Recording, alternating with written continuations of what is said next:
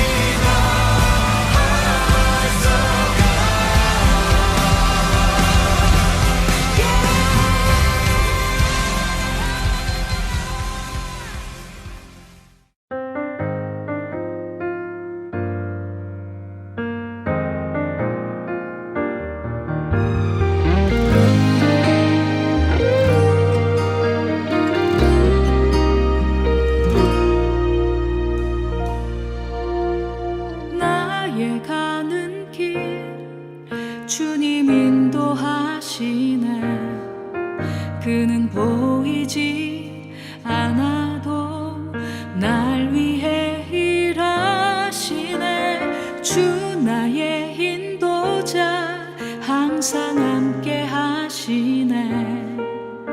사랑과 힘 베푸시며 인도하시네.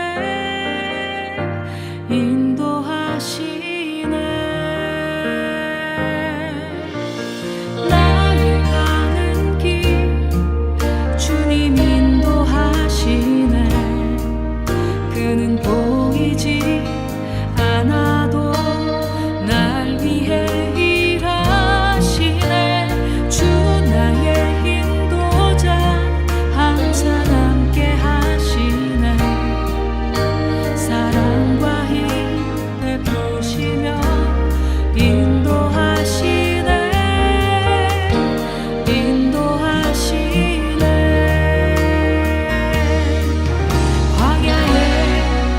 길을 만드시고 날 인도해.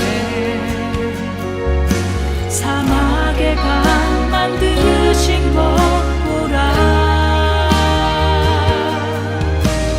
하늘과 땅 변해도 주의 말씀 영원히 내 삶 속에 새 일을 행하리.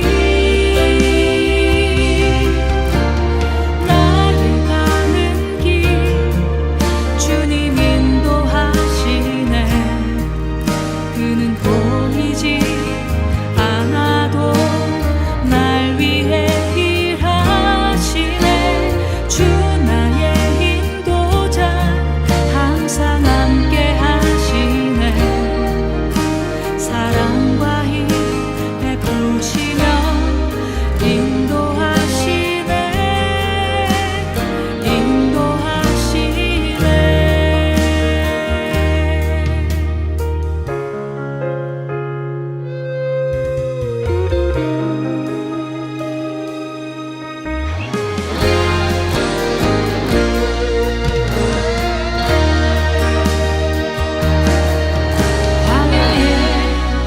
길을 만드시고 날 인도해. 사막에 강 만드신 것 보라. 하늘과 땅 변해도 주의 말씀 영원히 내 삶 속에 새 일을 행하리.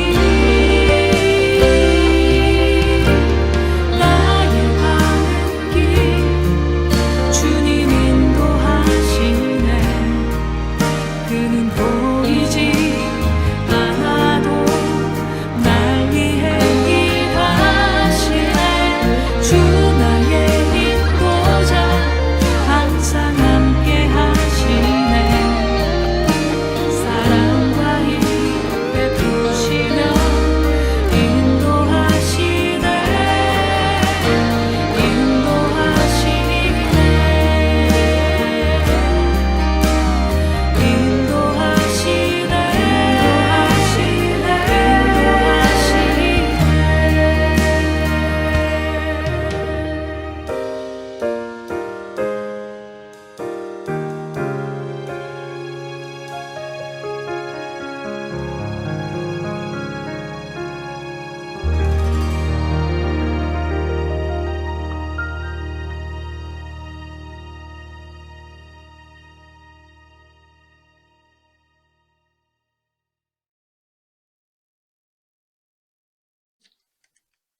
사랑과 은혜가 풍성하신 하나님 아버지, 지난 한 주간도 보호하여 주시고 성령 안에서 인도하여 주심을 감사합니다.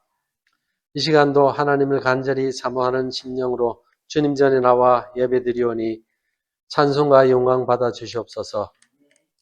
죄와 허물로 영원히 죽을 수밖에 없었던 저희에게 예수 그리스도를 보내주시고 예수 그리스도의 온전한 순종과 십자가의 희생을 통하여 저희에게 영원한 생명과 주님의 자녀로 살아가는 권세를 주심을 감사합니다. 그렇지만 저희의 삶의 모습은 하나님 뜻대로 살기보다는 저희의 육신을 위하여 이기적인 욕망과 세상 것들에 더 관심을 가지며 죄악된 모습으로 살아왔음을 고백하며 용서를 구하오니 예수 그리스도 보혈로 깨끗이 씻어 주시옵소서. 아멘. 오늘 드려지는 예배를 통하여 주님의 말씀을 말씀으로 저희에게 거울로 비춰주시고 우리의 영혼을 소생시키어 마비된 양심을 고치시고 하나님 앞에서 정직한 모습으로 살아가는 저희들 다 되게 하여 주시옵소서. 아멘. 이 시간 말씀 앞에 나아갑니다. 말씀 전하시는 목사님 성령 충만하게 하시며 전하시는 말씀에 권세와 능력이 있어 듣는 저희들이 감동되며 회개하고 치유되고 회복되는 역사가 일어나 하나님 나라의 신령한 비밀을 깨닫는 귀한 말씀이 되기를 원합니다. 오늘 드려지는 예배가 감사와 찬양과 영과 진리로 드려지는 주님께 기뻐 받으시는 복된 예배가 되기를 간절히 바라오며 예수 그리스도의 이름으로 기도드립니다. 아멘. 시편 8편. 여호와 우리 주여, 주의 이름이 온 땅에 어찌 그리 아름다운지요. 주의 영광이 하늘을 덮었나이다. 주의 대적으로 말미암아 어린아이들과 젖먹이들의 입으로 권능을 세우심이요. 이는 원수들과 보복자들을 잠잠하게 하려 하심이니이다. 주의 손가락으로 만드신 주의 하늘과 주께서 베풀어 두신 달과 별들을 내가 보오니 사람이 무엇이기에 주께서 그를 생각하시며 인자가 무엇이기에 주께서 그를 돌보시나이까. 그를 하나님보다 조금 못하게 하시고 영화와 존귀로 관을 씌우셨나이다. 주의 손으로 만드신 것을 다스리게 하시고 만물을 그의 발 아래 두셨으니 곧 모든 소와 양과 들짐승이며 공중의 새와 바다의 물고기와 바닷길에 다니는 것이니이다. 여호와 우리 주여, 주의 이름이 온 땅에 어찌 그리 아름다운지요. 전능하사 천지를 만드신 하나님 아버지를 내가 믿사오며 그 외아들 우리 주 예수 그리스도를 믿사오니 이는 성령으로 잉태하사 동정녀 마리아에게 나시고 본디오 빌라도에게 고난을 받으사 십자가에 못 박혀 죽으시고 장사한 지 사흘 만에 죽은 자 가운데서 다시 살아나시며 하늘에 오르사 전능하신 하나님 우편에 앉아 계시다가 저리로서 산자와 죽은 자를 심판하러 오시리라. 성령을 믿사오며 거룩한 공예와 성도가 서로 교통하는 것과 죄를 사하여 주시는 것과 몸이 다시 사는 것과 영원히 사는 것을 믿사옵나이다. 아멘.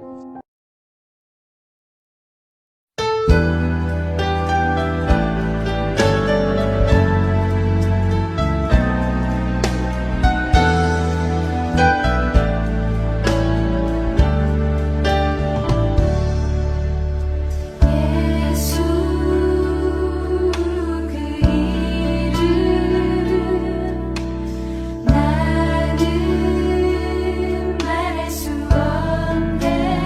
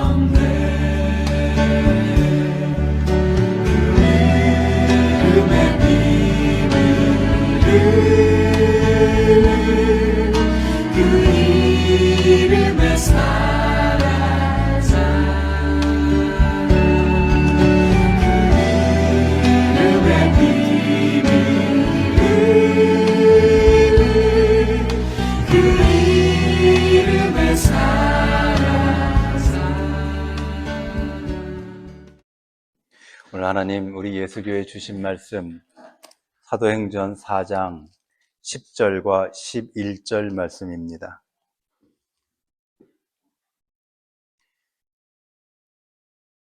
(4장) 10절과 11절 말씀 한 목소리로 읽겠습니다. 시작.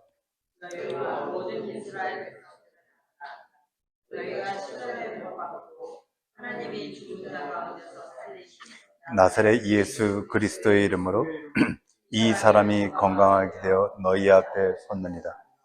이 예수는 너희 건축자들의 버린 돌로서 집 모퉁이의 머릿돌이 되었느니라. 아멘.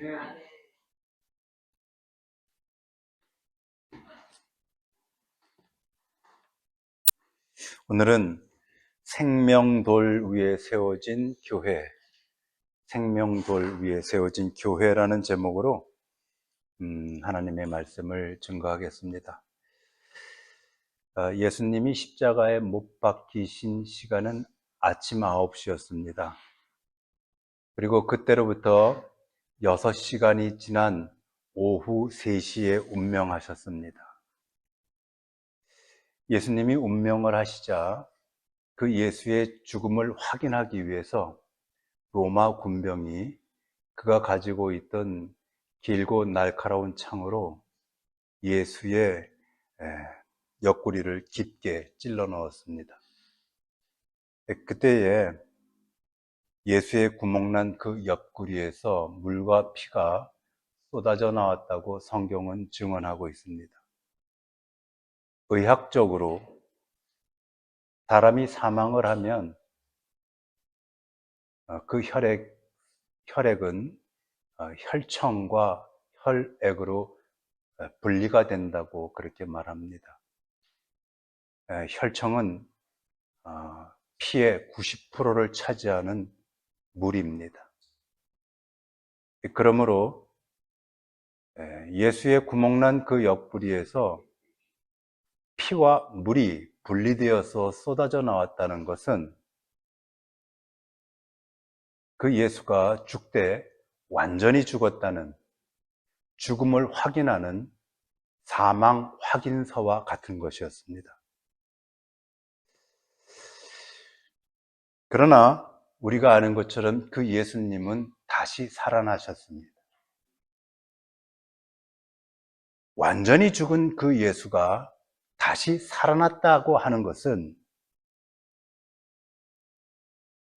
완전히 죽은 그 예수에게 다시 살아날 만한 어떤 신비로운 능력이나 힘이 남아있기 때문에 예수가 스스로 살아난 것이 아니라 예수가 다시 살아났다고 하는 것은 그 예수의 완전한 죽음 위에 그 어떤 강렬한 힘, 능력이 개입되었기 때문에 예수가 살아났다는 뜻이 되는 겁니다. 대제사장들과 관원들에게 끌려간 베드로가 그들 앞에서 오늘 말하기를 완전히 죽은 그 예수가 다시 살아나는데 개입한 그 어떤 강력한 힘, 그것이 무엇이었느냐 하면 바로 하나님이셨다고 증언하고 있습니다. 그 말씀이 사도행전 2장 24절과 4장 10절에 이렇게 기록이 되어 있는데 2장 24절을 먼저 한번 읽어보시겠습니다. 2장 24절 한 목소리로 읽겠습니다. 시작. 하나님께서 사망의 고통을 풀어 살리셨으니 이는 그가 사망에 매여 있을 수 없었습니다. 한 번 더 시작. 하나님께서 사망의 고통을 풀어 살리셨으니 이는 그가 사망에 매여 있을 수 없었습니다. 아멘. 아멘. 누가 살렸다고요? 하나님이 살렸다는 겁니다. 4장 10절을 또다시 읽어보겠습니다. 시작. 너희와 모든 이스라엘 백성들은 알라. 너희가 십자가에 못 박고 하나님이 죽은 자 가운데서 살리신 나사렛 예수의 그리스도의 이름으로 이 사람이 건강하게 되었다. 아멘. 나사렛 예수를 누가 살리셨다고요? 하나님이 살리셨다는 것. 많은 기독교인들은 예수가 다시 살아나셨다, 예수가 부활하셨다라고 하는 그 고백 속에 마치 예수가 다시 살아날 만한 그 어떠한 특별하거나 신비로운 능력을 그분이 가지고 계시기 때문에 그분이 무덤에서 다시 살아난 것으로 그것을 포함해서 예수가 다시 무덤에서 살아나셨다고 고백하는 경우가 아주 많은 걸로 제가 알고 있습니다. 분명히 구별되지 않은 고백이죠. 예수는 완전히 죽었습니다. 예수는 의학적으로 완전히 사망한 시체였습니다. 그 시체에 하나님이 개입하셔서 그 예수를 다시 살려냈다 하는 것이 예수의 부활의 정의입니다.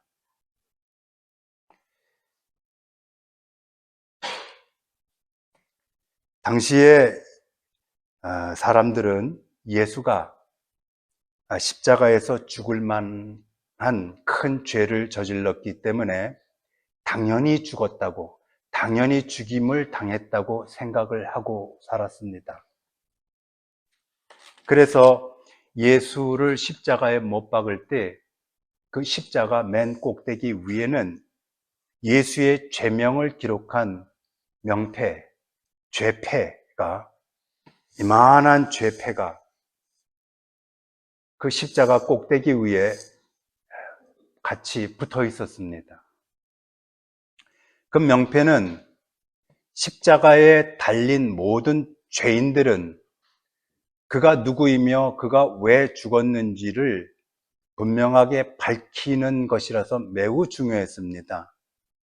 그래서 지나가는 사람들, 세상의 모든 사람들이 누구누구가 십자가에 달려 죽을 만한 큰 죄를 저질러서 죽었다 하는 것을 다 목격할 수 있게 십자가 위에 그렇게 박아 놓았었던 것이죠.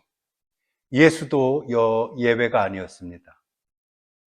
예수님이 달린 그 십자가 제일 꼭대기 위에는 예수님이 죽어야 할 죄명과 그가 누구인가 하는 것을 그 당시에 세상 사람이라면 누구나 다 알아볼 수 있도록 3가지의 언어로 기록을 해 놓았습니다. 로마의 언어, 그리스 언어, 유태인의 히브리어로 3가지로 기록을 해 놓았습니다. 그래서 누구나 보면은 예수는 왜 죽었고 그가 누구인지를 알 수 있게 해 놓았습니다. 그곳에는 이렇게 적혀 있었습니다. 유대인의 왕 나사렛 예수. 그러므로 예수가 무엇 때문에 죽었는가?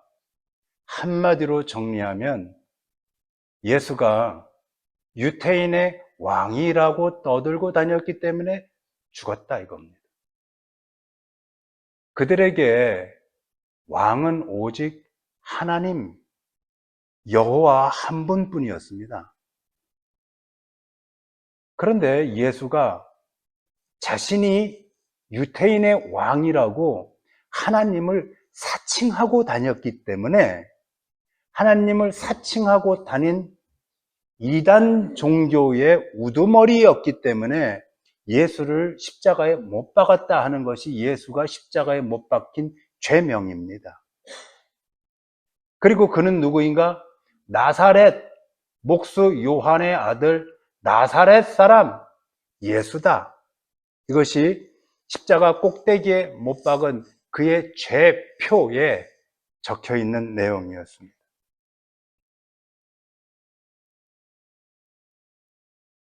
유대인은 이처럼 예수를 사칭한, 하나님을 사칭한 예수를 자신들의 분노 때문에 그를 붙잡아 죽이기도 했지만 결론적으로는 그들이 알고 있었던 예수의 십자가의 완전한 죽음은 하나님을 사칭했기 때문에 하나님이 예수를 저주하고 심판하신 것이다 라고 알고 있었다는 겁니다.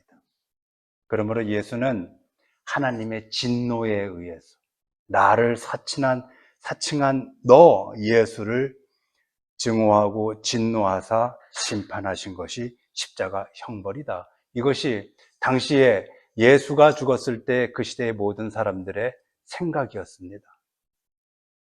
그런데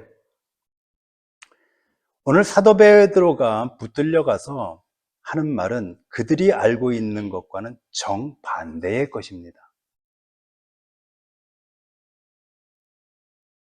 하나님이 예수를 저주하고 심판함으로 인하여 죽이신 것이 아니라 오히려 하나님이 예수의 죽임을 안타깝게 여기사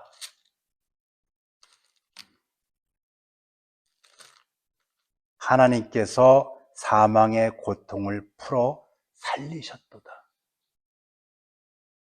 하나님의 저주로 예수가 죽은 것이 아니라 오히려 하나님이 그 예수의 죽음을 사망으로부터 썩어가는 것으로부터 풀어서 살려내셨다. 이것이 베드로가 대제사장과 관원들 앞에서 그들의 생각을 뒤집으면서 이야기하고 있는 내용입니다. 오늘 본문 내용이 그런 내용이죠.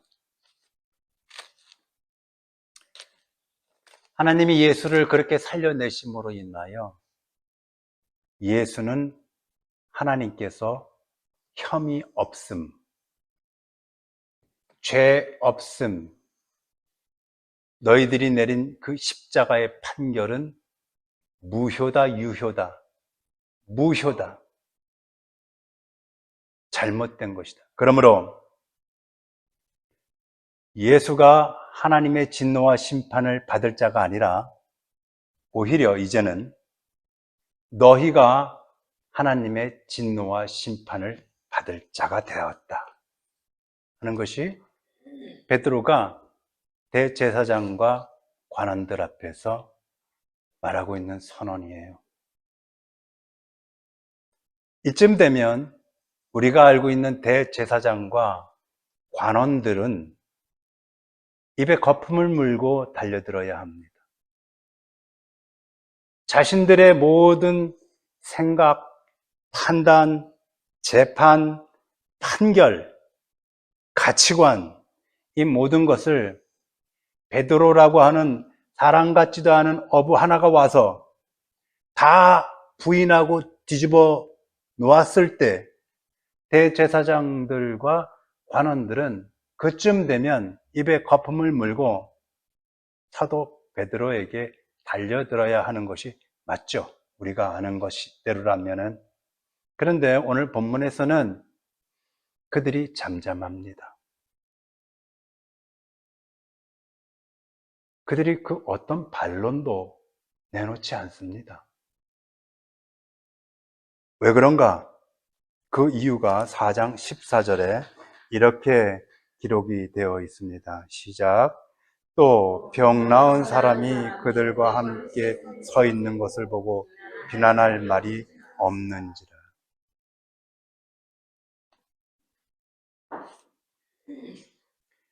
그들이 베드로의 이 충격적인 선언 앞에서 반론을 제기하지 못하고 있었던 이유가 무엇이냐 하면 베드로 옆에 서 있는 예전에 안진뱅이 때문이라고 지금 말하고 있어요. 불과 어제까지만 해도 그는 평생을 성전 미문 앞에 앉아서 구걸하던 안진뱅이 거지였습니다. 그런데 오늘은 베드로 옆에 두 다리를 굳세게 일으켜 세워서 서 있는 안진뱅이가 아닌 베드로 옆에 서 있는 당당한 한 남자로 서 있는 것을 보고 그들이 베드로의 그와 같은 말에 그 어떤 반론도 내놓지 못하고 있는 겁니다. 왜 그런 건가? 베드로가 무서워서인가? 그 안진뱅이가 무서워서인가? 그렇지 않습니다. 그들은 이제껏 베드로의 그 엄청난 선언을 들으면서 그리고 그 베드로 앞에 서 있는 그 안진뱅이를 바라보면서 그 안진뱅이 속에 그 안진뱅이 뒤에 서 계신 예수 그리스도를 살리신 그 하나님과 예수 그리스도로 인하여 일어서게 된 자신을 일으킨 그 예수 그리스도가 그 안진뱅이 뒤에 서 있는 것을 그 안진뱅이 속에 들어가 계신 것을 그들이 알 수 있었기 때문에 그래요. 안진뱅이가 일어선 것이 하나님이 무덤에서 일으켜 세우신 예수로 인합니다. 그 예수가 죽지 않고 살아서 바로 어저께 그 안진뱅이를 일으켰다라고 하는 산 증거가 지금 베드로 옆에 서 있는 안진뱅이이기 때문에 그들이 그 어떤 반론도 제기하지 못하는 것이었습니다.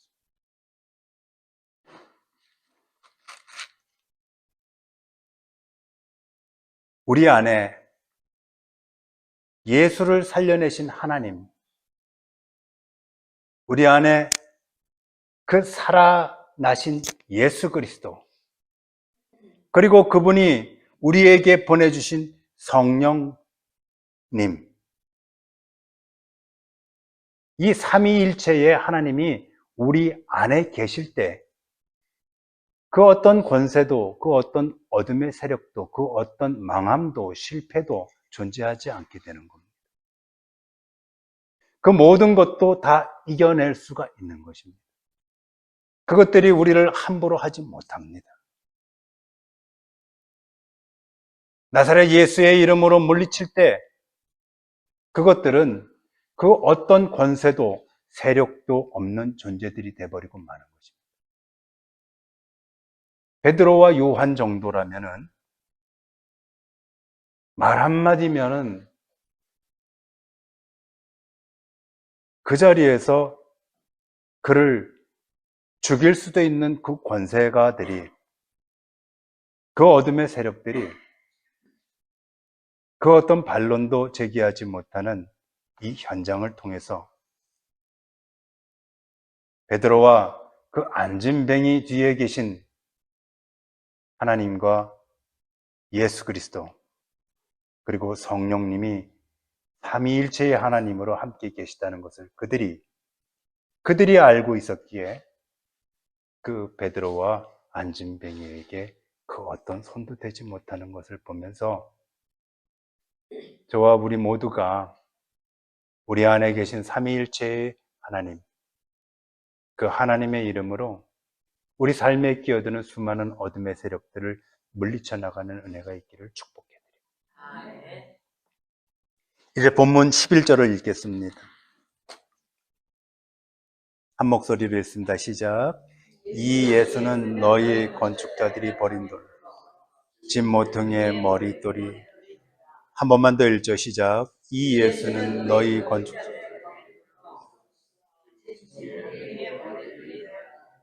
아멘. 오래전에 팔레스타인 사람들은, 지방의 사람들은 큰 집을 건축하는 건축자들이 집을 다 짓고 난 뒤에 건축 자재였었던 돌들을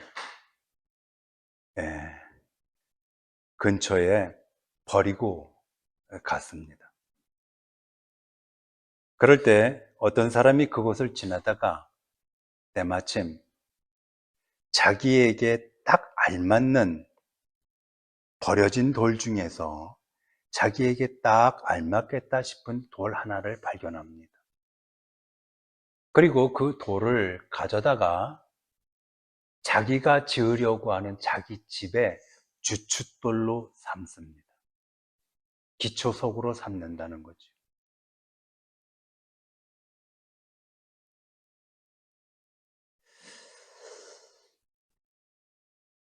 그래서 베드로가 오늘 인용하는 이 말씀은 당시의 사람들이라면 누구나 생활 속에서 다 공감할 만한 이야기였습니다.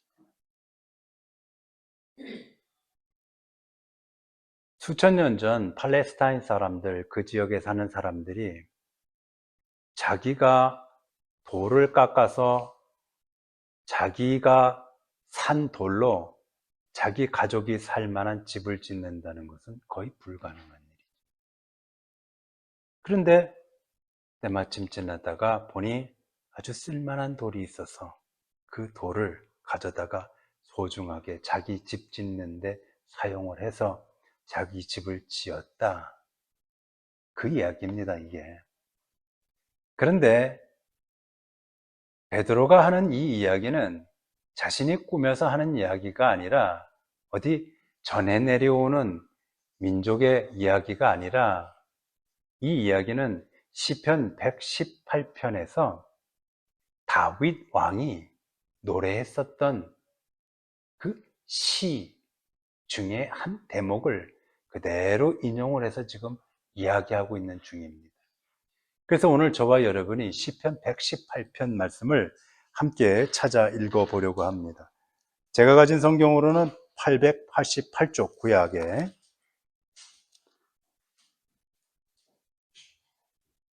시편 188편 시편 118편 21절에서 24절까지를 찾아 읽어보도록 하겠습니다. 찾으셨으면 한 목소리로 있습니다. 시작. 주께서 내게 응답하시고 나의 구원이 되게 내가 주께 감사하리. 건축자의 버린 집 모퉁이의 머릿돌이 되어 이는 여호와의 행하신 것이요 우리 눈에 기이한 바로다. 이날은 여호와의 정하신 이날은 우리가 즐거워하고 기뻐하리로다. 아멘. 이 시를 지은 다윗은 골리앗을 쓰러뜨리고 나라를 구한 영웅 아닙니까? 전쟁에 능한 사람이기도 했지만 하나님을 깊이 사랑하는 영성의 사람이기도 했습니다. 이제 그럼에도 불구하고 이 참 나라의 민족에 쓸만한 이 다윗을 버린 사람이 있습니다. 사울 왕이죠. 건축자가 버린 돌.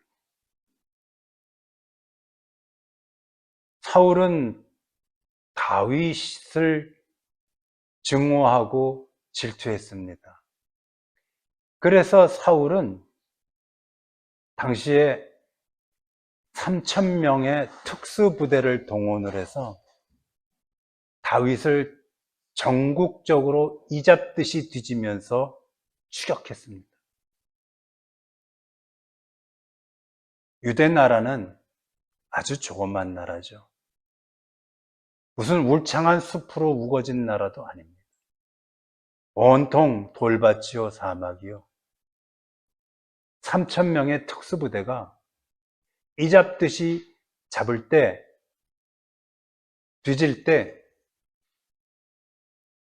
상식대로라면, 원래대로라면 다윗은 그들의 칼에 죽었어야 하는 것이 맞는 겁니다. 그것이 상식입니다. 그런데 다윗이 그 3,000명의 특수부대의 칼 앞에서 무사합니다. 이것은 정상이 아닙니다, 사실은. 이것은 비정상입니다. 이건 상식에 맞지 않는 겁니다. 그런 비상식적인 결과를 누가 만들어냈다고 말하고 있는가? 다윗이 하나님이 하셨다고 말합니다. 주께서 내게 응답하시고 나의 울부짖음에 응답하셨다는 거예요. 나의 구원자가 되었으니 내가 주께 감사할 것이다 라고 시작을 하지 않습니까? 그러면서 자신의 이와 같은 인생의 행로 처지를 한마디로 뭐라고 다윗이 지금 표현하고 있느냐 하면, 건축자가 버린 돌이 집 모퉁이 어떤 사람의 집에 주춧돌이 되더라 하는 이야기로 자기의 인생의 행로, 하나님이 자신을 보호하시고 구원하신 그 모든 과정들을 압축해서 싹 표현을 했습니다. 기막힌 시적 표현 아니겠습니까, 여러분? 그러므로 그는 또 이렇게 23절에 말하기를 이는 여호와가 행하신 것이다. 우리 눈에 기이한 바로다. 이건 비정상적이라는 겁니다.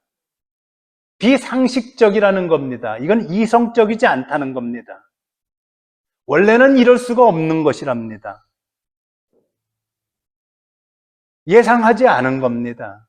누구도 모르는 것이었습니다. 누구도 그렇게 생각하지 않았습니다. 당연히 3,000명의 특수부대의 칼에 다윗은 난도질을 당했어야 하는 것이 맞습니다.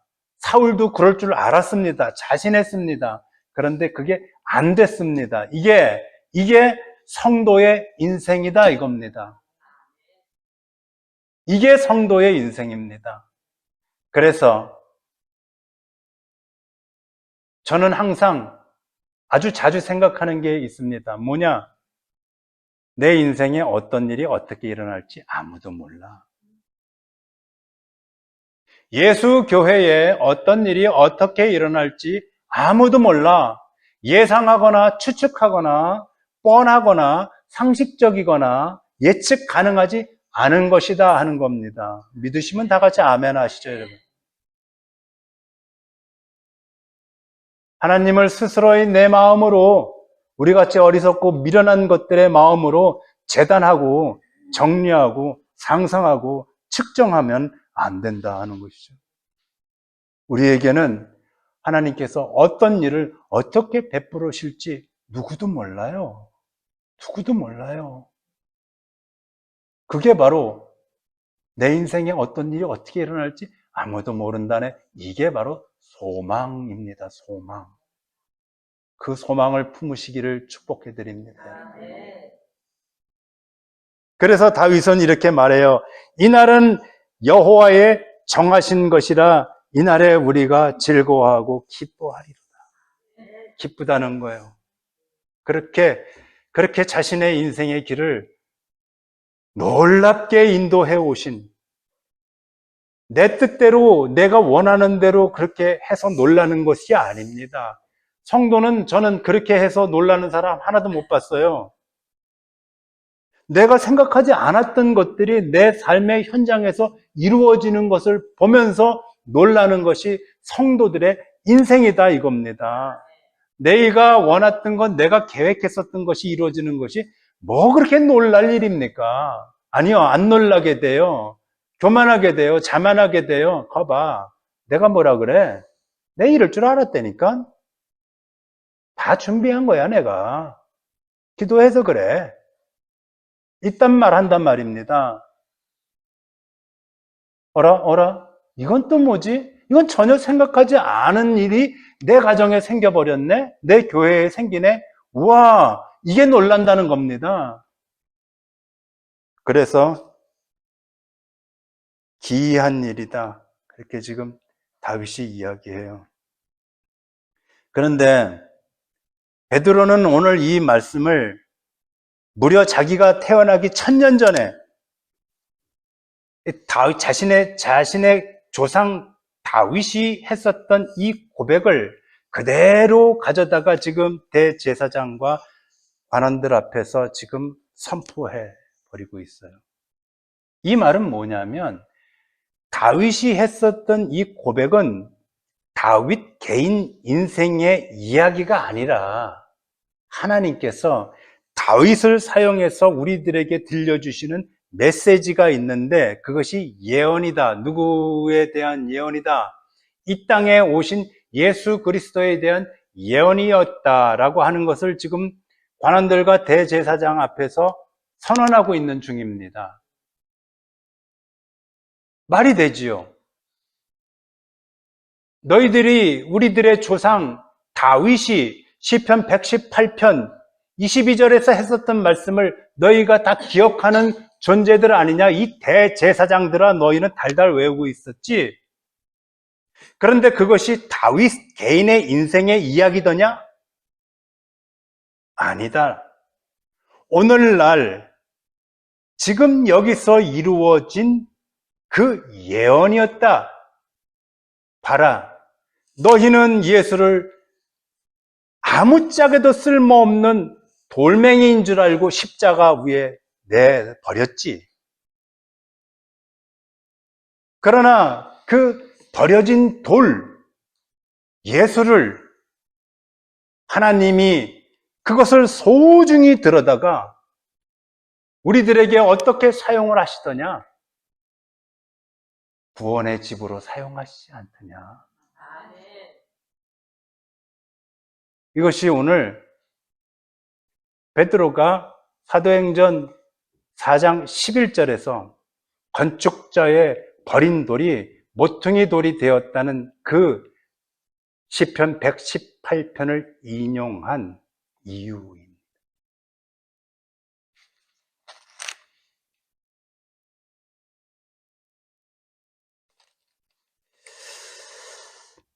베드로는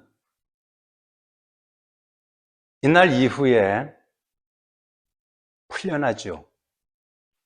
그 자리에서 풀려납니다.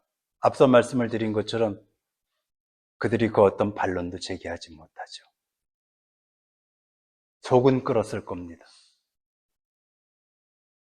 그리고 그는 풀려나고 그 이후에 베드로는 온 세상에 그 하나님이 살리신 예수, 건축자가 버린 돌처럼 여기저기 굴러다니던 그 예수를 하나님이 들여다가 구원의 집으로 사용하신 그 예수를 세상에 증거하는 사도로서 살아가죠.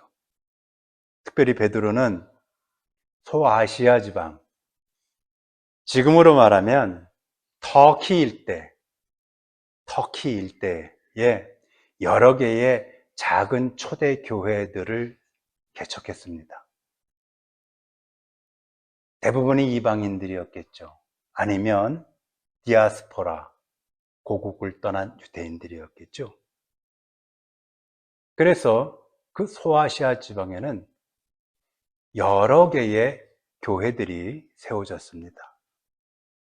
사도행전을 보게 되면 그 소아시아에 세워진 교회들이 한 6, 7개 정도가 등장합니다. 나중에 보실 기회가 있겠죠.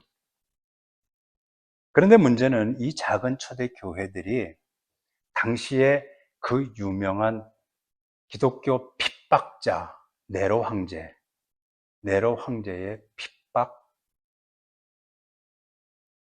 핍박의 대상들이 됩니다.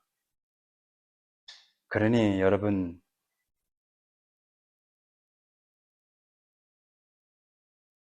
내가 예수교 사람이라는 것이 알려지는 순간 사자의 밥이 되고 목이 잘리는 그 끔찍한 핍박에 처한 작은 교회를 한번 상상을 해보시죠. 큰 교회라면 버틸 힘이 그래도 조금 더 있을 수 있는 거 아닐까 싶기도 합니다. 우리처럼 작은 교회에 누군가가 끌려가서 짐승의 밥이 되고 목이 잘리는 그런 핍박을 당한다고 우리 한번 생각을 해보시죠. 우리가 사는 게 사는 것이겠습니까? 얼마나 고통스럽고 얼마나 괴로운 일이겠습니까?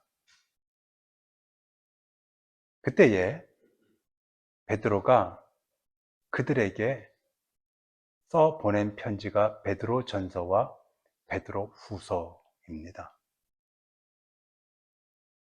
여러분, 지난주에 제가 여러분들에게 여러분 이거 하나 꼭 기억하고 넘어가십시오 라고 부탁드린 것이 있었습니다. 뭐냐면 안진뱅이를 일으키고 몰려든 군중들에게 설교하던 베드로와 요한을 대제사장들과 관원들이 와서 체포해서 끌고 가는 그 장면 말입니다. 그것이 공식적으로 기독교에 대한 첫 번째 핍박 사건이었기 때문에 기독교 역사학으로 봤을 때 그 핍박의 제일 첫 번째가 언제였었는지 정도를 기억해 두는 것은 참으로 의미가 있겠다 싶어서 여러분들에게 제가 기억해 주십사 부탁드리지 않았습니까? 그렇다면 베드로는 그 흉측한 그 핍박의 첫 번째 원인 제공자가 되는 겁니다.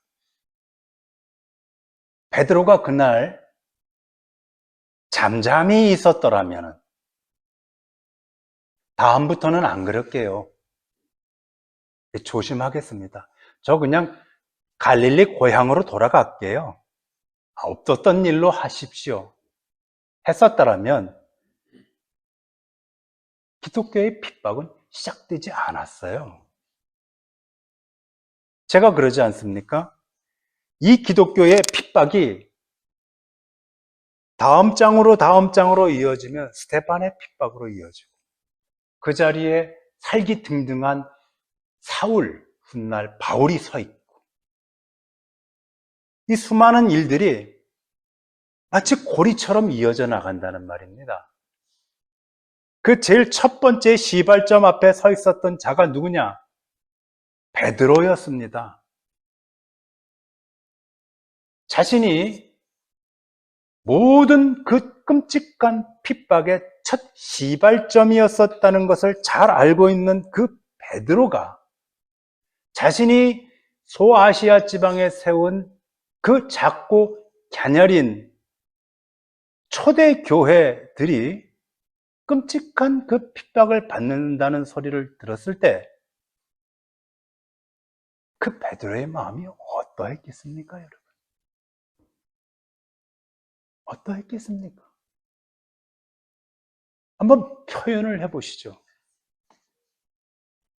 가슴이 찢어진다.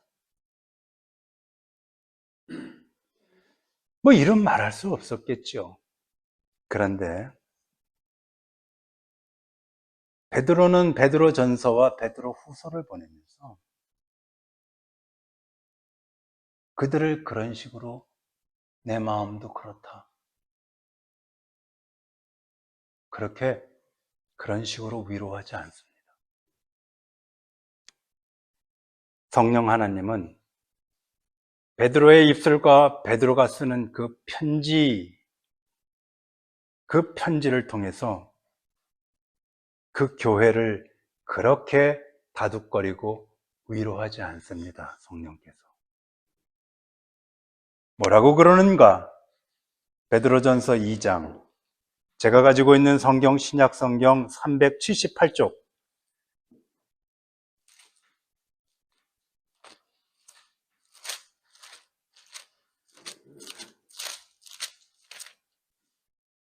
베드로전서 2장 4절로 5절 말씀.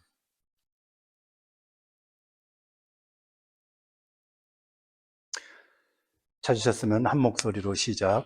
사람에게는 버림받아 되었으나 하나님께는 택하심을 받은 보배로운 산돌이신 예수에게로 너희들도 산돌같이 신령한 예수 그리스도로 말미암아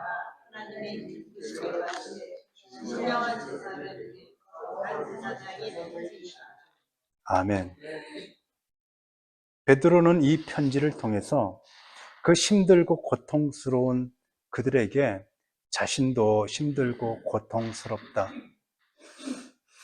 모두 다 나 때문에 시작된 일인 것 같다.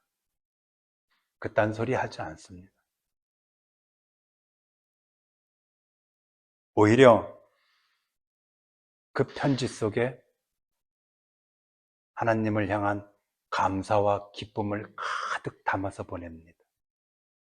오늘 베드로는 예수 그리스도를 말하기를 산돌이라고 말합니다. 산돌, 살아있는 돌, 생명 있는 돌.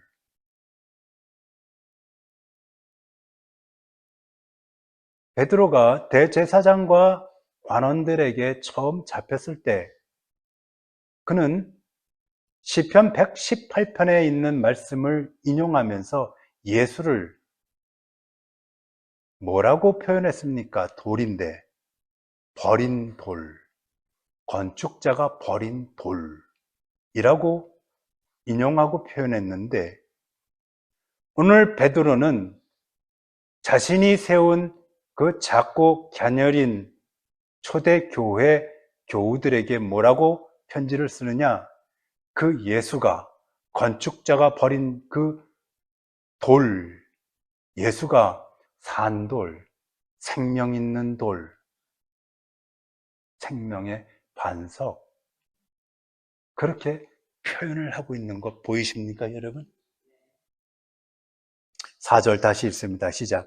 사람에게는 버림받고 하나님께서는 택하심을 입은 보배로운 산돌이시긴 예수에게로 나와. 아멘.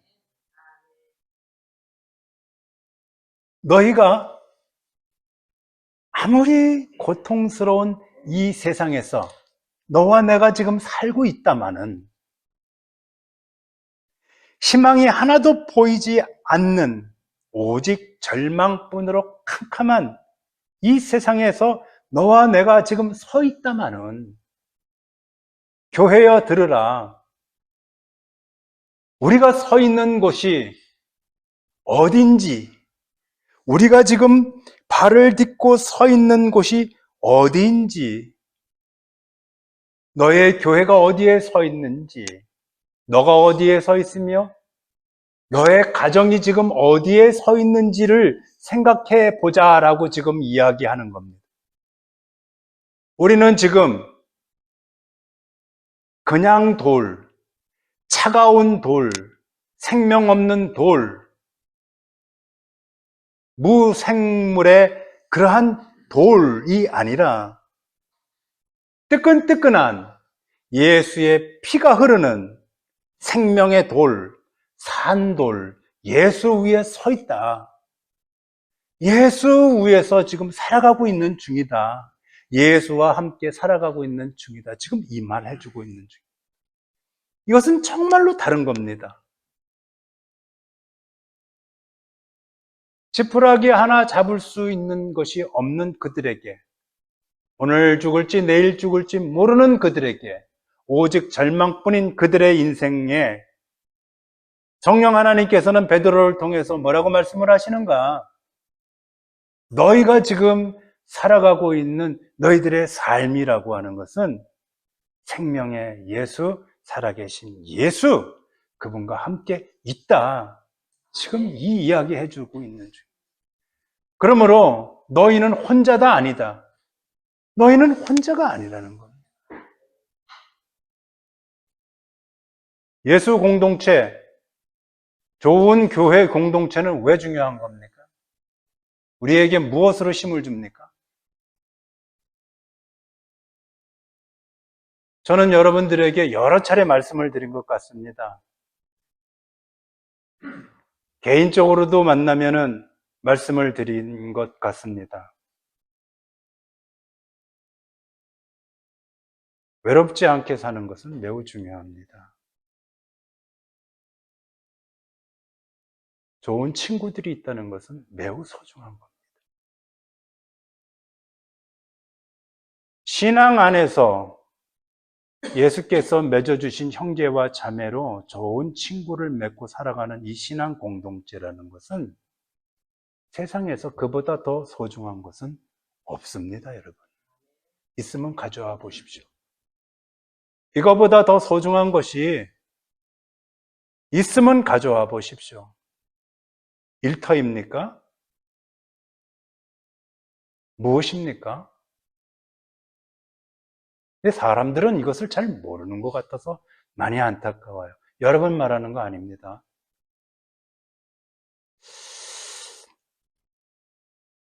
너희가 이 고통스러운 세상에서 살고 있지만 너희는 혼자가 아니야. 사람들은 예수를 십자가에 버렸지만, 버린 돌이었지만 하나님은 그 예수를 살려서 산돌, 생명돌, 생명의 반석되게 하셨어. 그래서 우리가 알고 있는 길에서 흔히 보는, 산에서 흔히 만나는 넓고 큰 반석, 이것을 성경은 의인화해서 그것을 예수라고 지금 말하고 있는 것 아니겠습니까?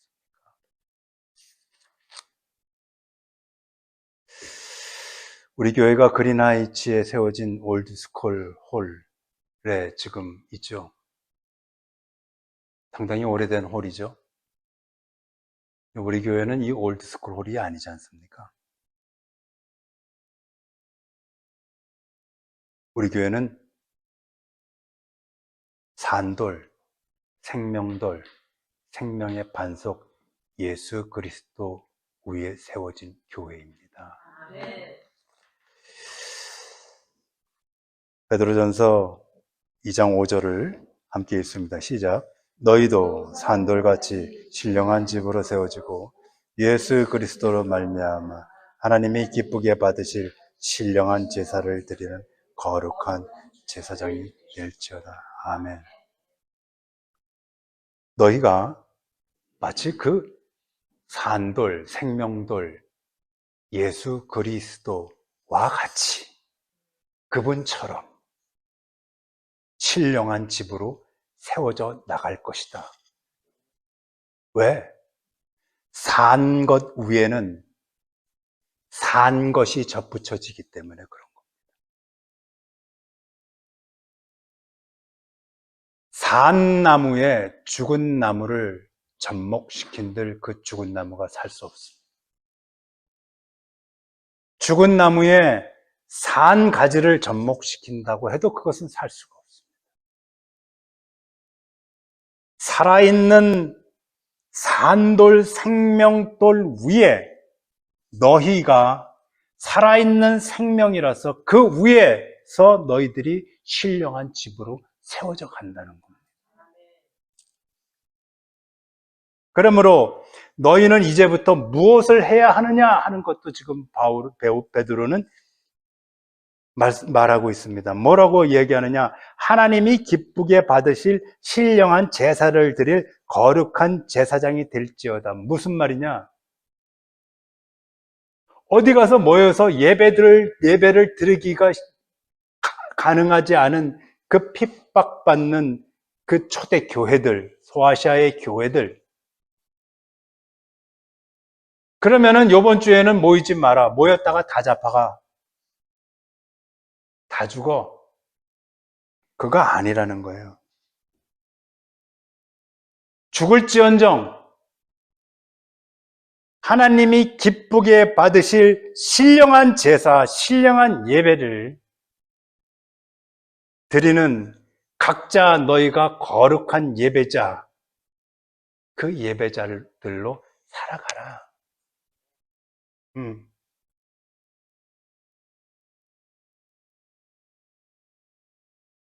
죽을 것 같아도, 오다가 죽어도, 가다가 죽어도 그 예배를 하나님이 기쁘게 받으시면 되는 것 아니겠느냐는. 그러한 예배를 드리는 거룩한 제사장, 예배 인도자, 예배자들이 되라는 뜻입니다. 그것이 바로 산돌 위에 산돌을 세워서 살아있는 가정을 만드는 것이고 살아있는 교회를 만드는 것인 줄 저는 믿습니다, 여러분. 그 은혜가 우리 예수 교회와 성도 여러분들에게 가득하시기를 이 시간에 축복해 드립니다. 기도드립니다. 거룩하신 하나님, 사람들은 예수님을 십자가 위에 내다버렸습니다. 예수에 대해서 무식했고 예수에 대해서 무관심했기 때문입니다.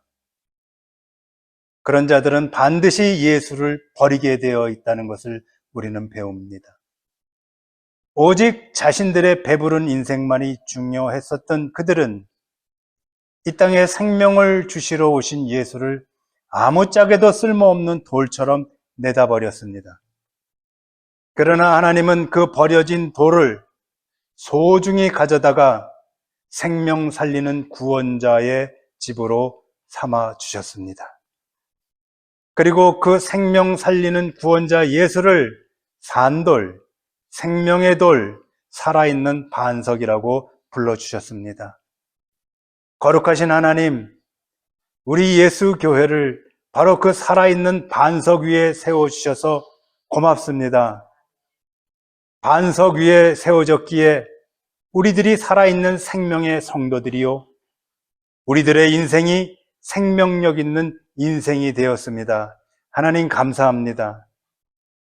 생명 반석 위에 세워진 생명의 교회답게, 생명의 성도들답게 바르고 꿋꿋하게 힘있게 견디면서 살아가게 해 주십시오. 우리의 생명돌 되어주신 예수님의 이름으로 기도드렸나이다. 아멘.